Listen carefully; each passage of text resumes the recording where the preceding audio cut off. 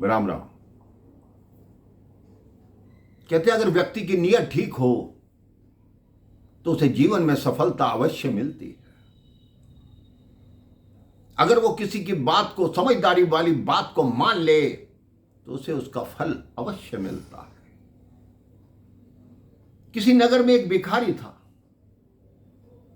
वो railway station पर आता, रेल में चढ़ता, एक स्टेशन से दूसरे स्टेशन तक डिब्बों में भीख मांगता, अगले स्टेशन पर उतर जाता, वापस दूसरी रेल पकड़ता और इस स्टेशन पर आकर उतरता। उसका कई वर्षों से यही नियम था।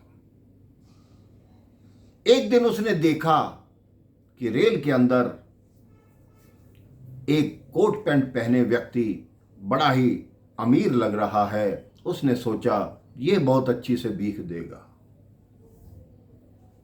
वो उस व्यक्ति के पास गया कि मुझे भीख दे दो। उस व्यक्ति ने कहा मैं तुम्हें भीख दूं, तुम उसके बदले मुझे क्या दोगे? उसने कहा मैं आपको क्या दे सकता हूं? उस व्यक्ति ने कहा मैं एक व्यापारी हूं, बिना सौदेबाजी के, बिना कुछ प्राप्त किए मैं कुछ नहीं देता। भिखारी स्टेशन पर उतर गया। उसके दिमाग में उस व्यक्ति की बात बैठ गई। अगले दिन उसने क्या किया, स्टेशन के पास ही एक फूलों की क्यारी लगी हुई थी। उसने बहुत सारे फूल तोड़े और अपने पास रखे। अब जो भी उसे भीख देता, उस भीख के बदले वो एक फूल देता। लोग बड़े प्रसन्न होते कि ये इस भिखारी का नया नियम है, हम इसे भीख देते हैं, हमें ये बदले में फूल देता। लगभग एक सप्ताह के बाद वही व्यापारी दोबारा रेल में आया। इस भिखारी ने कहा आपकी बात मेरी समझ में आ गई, अब भीख लेने से पहले मैं आपको एक फूल दूंगा, उसके बाद आपसे भीख मांगूंगा। उसने उस व्यापारी को फूल दिया। व्यापारी ने फिर भी भीख नहीं दी। तो इस भिखारी ने पूछा अब क्या हुआ? तो उस व्यक्ति ने कहा अब तुम भिखारी नहीं रहे, अब तुम व्यापारी बन गए हो। अब तुम्हें समझ आ गया है कि व्यापार कैसे करना है, इसलिए तुमने फूल देना शुरू कर दिया। जीवन में ये नियम बना लो, कुछ पाना है तो उससे पहले कुछ खर्च करना पड़ता है। अगर हमें फसल की तमन्ना हो, पहले बीज और खाद डालना पड़ता है, तत्पश्चात फसल होती है।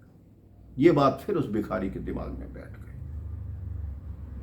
इस बात को 5 साल बीत गए मेरे भाई बहन।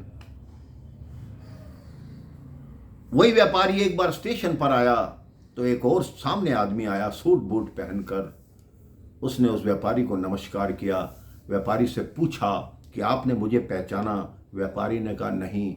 उसने बताया कि मैं वही भिखारी हूं जिसने आपको कहा था, आपने जिसे कहा था कि फूल कोई चीज लेनी है तो उसके बदले कोई चीज दिया करो। फिर उसके बाद आपने कहा तू तो व्यापारी बन गया, तो मैंने उसके बाद फूलों का व्यापार शुरू कर दिया। सबसे पहले मैंने फूलों की दुकान खोली, फूल बेचने लगा। मेरी दुकान इतनी चली कि आज मेरे पास 70 फूलों के बाग हैं और इतने मेरे बंगले हो गए, इतनी कोठियां हो गई, सिर्फ आपकी सीख की वजह से।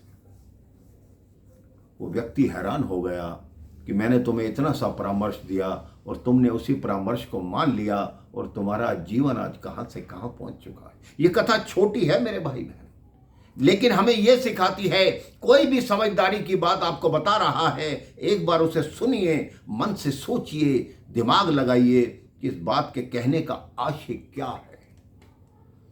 तब आपका जीवन तभी सफल होगा जब आप अच्छी राह पे चलेंगे, सच्ची नीयत से चलेंगे। जैसे उस भिखारी ने सच्ची नीयत से उस व्यापारी की बात मानी और वो कहां से कहां पहुंच गया। आप भी भगवान ने जो हमें उपदेश दिए हैं, हमारे गुरु जो हमें आदेश देते हैं, अगर उन्हीं को मानते चलेंगे तो हमारे जीवन में कोई बाधा नहीं रहेगी। हमारा जीवन दिन प्रतिदिन तरक्की की तरफ जाता जाएगा। कहते हैं जीवन में हम कई बार ऐसी परीक्षा की घड़ी में पड़ जाते हैं मेरे भाई बहन, जिसमें हम उलझ जाते हैं कि हम क्या करें क्या ना करें, कोई मार्ग नहीं मिल रहा।